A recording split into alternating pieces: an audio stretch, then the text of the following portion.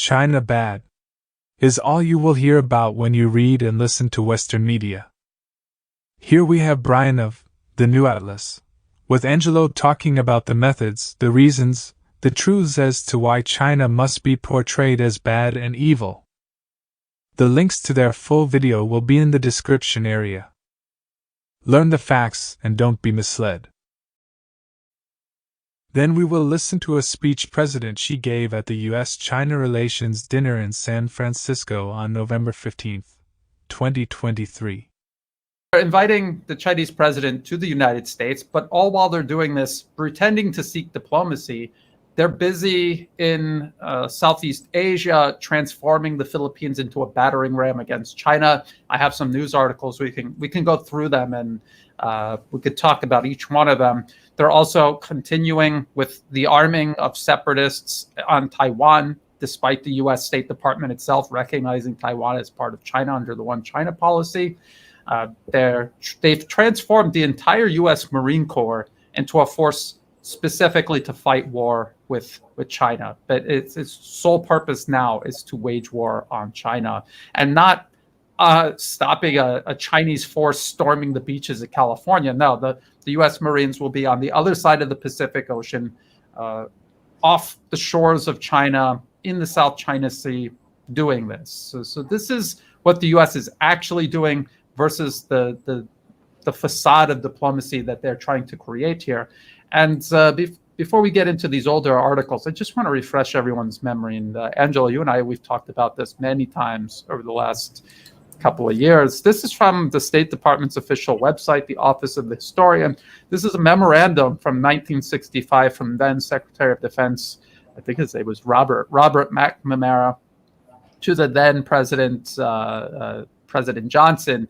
And it says right here, this decision to bomb North Vietnam and the July approval of Phase 1 deployments make sense only if they're in support of a long-run United States policy to contain communist China. So even back in 1965, there was this is what they say, a long-run United States policy to contain communist China. And then it says China looms as a major power threatening to undercut our importance and effectiveness in the world, and more remotely but more menacingly to organize all of Asia against us. And then down here, this is very important. This has always been U.S. foreign policy, regardless of who's in the White House and who's in Congress. It says there are three fronts to a long-run effort to contain China.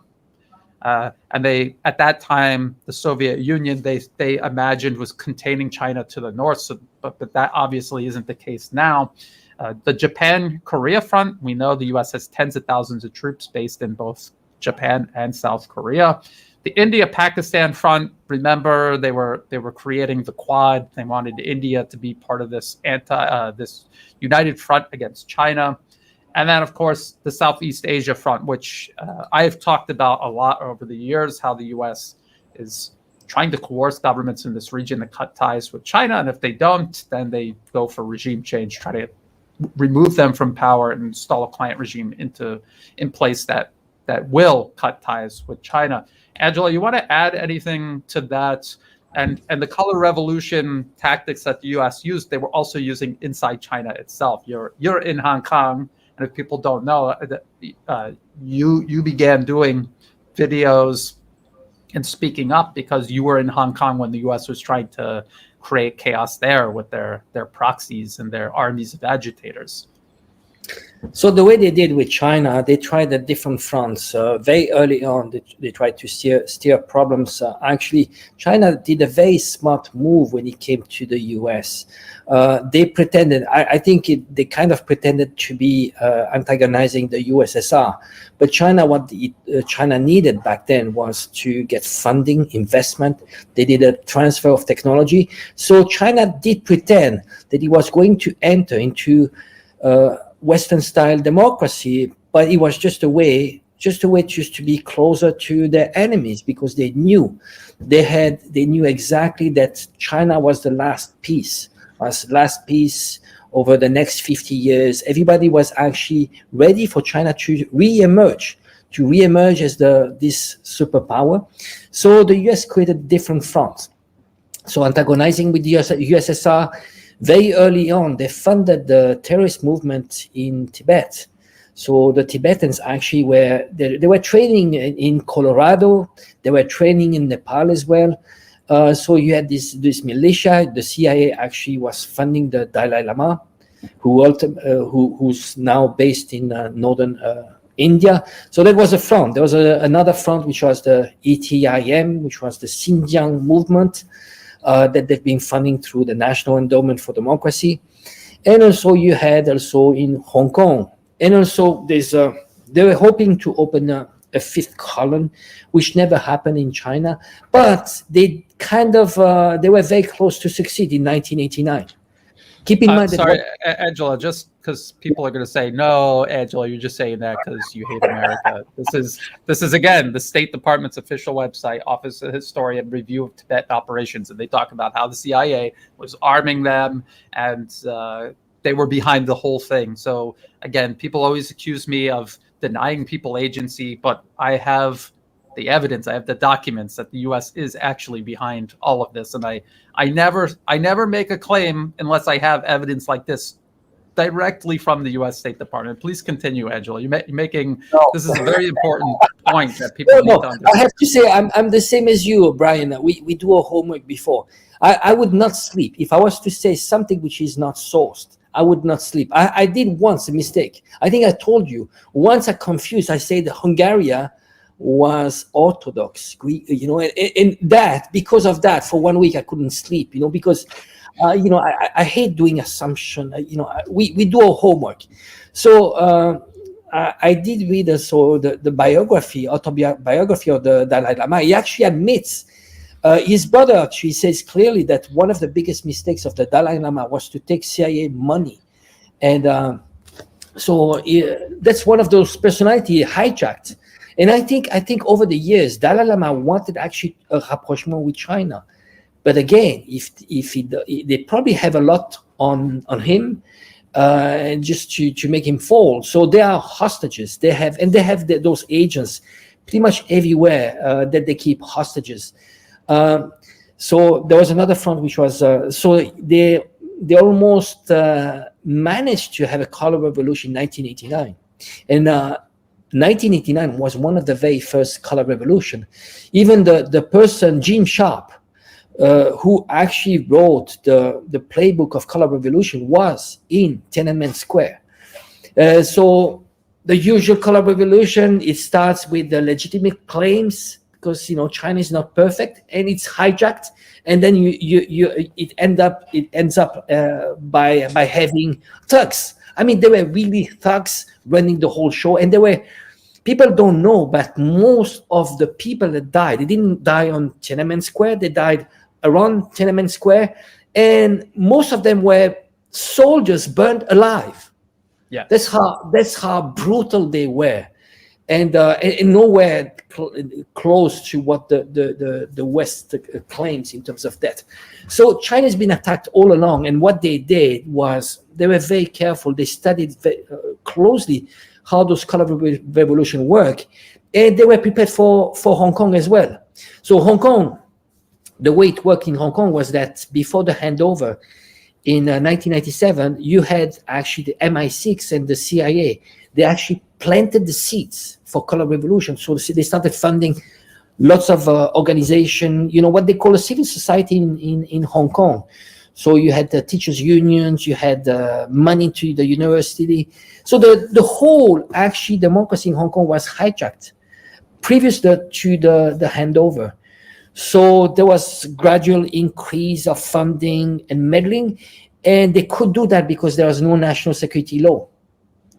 And there was intermediary to that, there was 2014, there was a Occupy Central movement. And then you had this 2019 extremely violent attempt of color revolution in Hong Kong. So China has been attacked all along, and different front. They have a holistic approach. You put chaos into Chinese society. This whole thing about divide and control. They use the ethnic elements, ETIM, Tibetans. They even tried to do Mongolian. There are minority of Mongolian speakers in China, but they mix up completely. They didn't manage to do that. And they even tried in Hong Kong to put these elements, ethnocentric element, which is, Hong Kong people are Chinese. But they tried. With kids, it works. It works with kids. Kids, you tell them, guess what? You are superior to the mainland Chinese. You are more educated. You are superior. And you had kids and their parents being antagonized because the parents, they knew that they were manipulated. It's not, the West is not Hollywood. And ultimately, you look at yourself in the mirror, you are Chinese. You are betraying your own country. So that was the holistic approach that the US had on China. And so China has been ready. What they did was really to look at sovereignty, but much deeper. What we have this we talk about this very often, you and I. A lot of people they had this misconception of thinking sovereignty is only at the border, physical border. But what China did was really work on information space, because that's how you do color revolution. How did it happen in the Arab Spring? Was just, Facebook, was all those social media that those Arab countries didn't manage. And that's how you create a color revolution. You spread fake news, you amplify the algorithm, you work together with Facebook, Instagram, all those US controlled, CIA controlled media, and that's how you create chaos.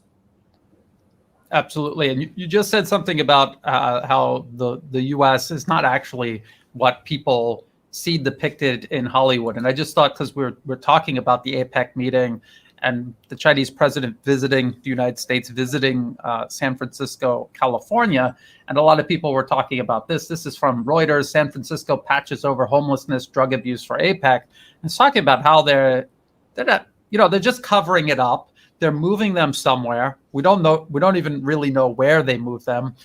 There's a quote in here. Let me see if I can find it. I think I highlighted it. Yes, down here. And it's they quote someone from one of these advocacy groups down here, and they say they do this all the time for the Super Bowl, for important conferences. They sweep them out of sight. They don't do anything to solve homelessness. They don't do anything to solve drug abuse or poverty and poor education, which is the root of all of these problems. And just going back to President Biden calling the president of China a dictator and trying to make it out as if China's an evil place. China's the government in China, I would say, is more representative of the best interests of the Chinese people than anyone in Washington regarding American best interests. As a matter of fact, I think more and more Americans are waking up to the fact that they vote for specific people.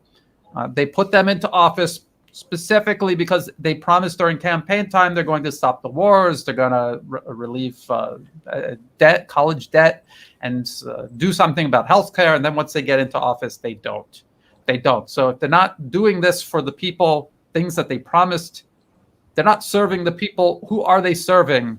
And if you're not serving the people, are you a democracy, or are you more like a dictatorship where no matter what the people say or want, you do something totally different? You tell the people what's going to happen. They don't tell you. That seems to be pretty much a textbook definition of dictatorship. But I want to get back to what you're talking about, Angelo, the means of coercing these nations, especially here in Southeast Asia, but also Japan and South Korea, and also the administration in Taiwan, putting them on a course that is self-destructive. And we use this reference an awful lot here. This is the Harvard Atlas of Economic Complexity, and it's showing exports and imports by trade partner. And you can see this is for the Philippines. I want to talk a little bit about the Philippines, since they're kind of out ahead of the rest of Southeast Asia, trying to provoke some sort of incident with China now.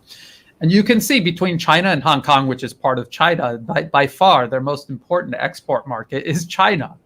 And in terms of imports, very clearly their most important import partner is China.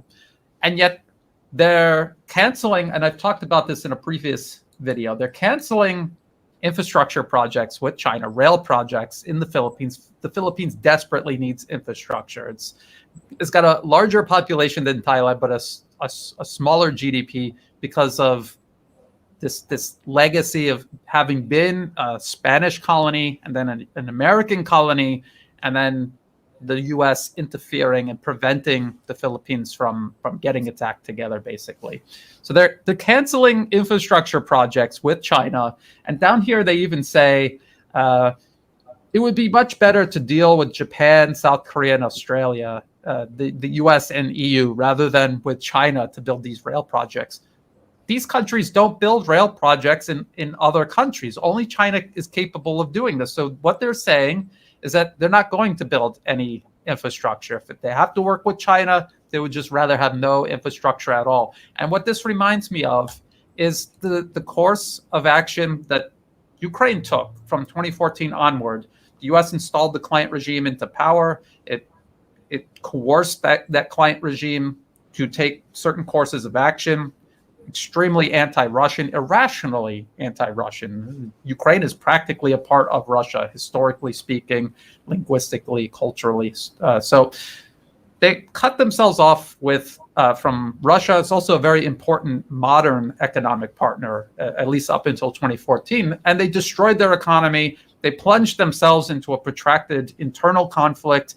And now they're in the middle of a proxy war the U.S. is waging against Russia, using them, and they have no country, they have no future, and the U.S. is fully planning and in the process of transforming the Philippines into a proxy, very similar, and also Taiwan. And we've talked about U.S. policy papers regarding Taiwan, how they admit if there's some sort of armed conflicts between the U.S. and China over Taiwan, everything on Taiwan is gone. But at least they'll have their political independence, which isn't true because the administration in Taiwan is entirely dependent on Washington, would not exist without Washington. So this is not about Taiwan independence. It has no independence, completely dependent on the U.S. right now. Now, if you read Rappler and the things that it's proposing, they would just have the Philippines go right back to being a U.S. colony again. And it was literally a colony until 1946. And when the U.S. took over from Spain, the people in the Philippines attempted to fight a war of independence against the U.S. And the U.S. Mass murdered them, brutalized them, tortured them, used violence to subordinate them. That is the real history here. And ever since they got their independence, the U.S. has attempted to reassert itself and coerce the Philippines to make foreign policy decisions, even domestic decisions that don't serve their own best interests. So this is a repeating theme that we see all around the globe. And we're talking about the Philippines and also all across Southeast Asia and East Asia and even Central Asia. The U.S. is doing this all along China's borders and periphery. And they're doing it because the ultimate goal, just like in that 1960s document on the State Department's own website, the goal is to contain China. Has always been the goal, and it will continue to be the goal until these circles of power are gone and someone replaces them who is a little bit more rational. 我们致力于和平发展，推动构建人类命运共同体。中华文明传承的是和平、和睦、和谐的理念。中国没有对外侵略扩张的基因。中国人民对近代以后自身遭受的动荡和苦难刻骨铭心。我经常讲，中国人民反对的就是战争，求的就是稳定，盼的就是天下太平。中华民族伟大复兴的实现离不开和平稳定的国际环境。我们绝不会走通过战争、殖民、掠夺、胁迫等方式实现现代化的老路。新中国成立70多年来，中国没有主动挑起过任何一场战争和冲突。没有侵占过别国一寸土地，是唯一将和平发展写入宪法和执政党党章，上升为国家意识的大国。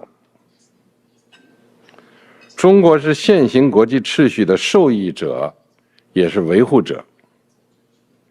我们将坚定维护以联合国为核心的国际体系，维护以国际法为基础的国际秩序，维护以联合国宪章宗旨和原则为基础的国际关系基本准则。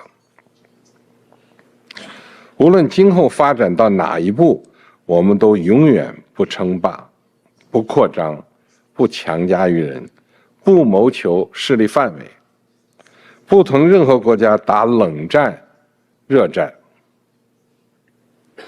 中国将坚持对话而不对抗，结伴而不结盟，继续奉行合作共赢的开放战略。中国追求的不是独善其身的现代化，愿同各国一道实现和平发展、互利合作、共同繁荣的世界现代化，推动构建人类命运共同体。女士们、先生们、朋友们，历史长河大浪淘沙，最终沉淀下来的总是最有价值的东西。无论形势如何变化，中美合作共处的历史逻辑不会变，两国人民交流合作的根本愿望不会变，世界人民对中美关系稳定发展的普遍期待不会变。任何一项伟大事业要成功，都必须从人民中找到根基，从人民中汇集力量，由人民来共同完成。中美友好就是这样一项伟大事业，让我们汇聚起两国人民的力量，赓续中美友谊，推进中美关系，努力为促进世界和平和发展做出更大贡献。谢谢大家。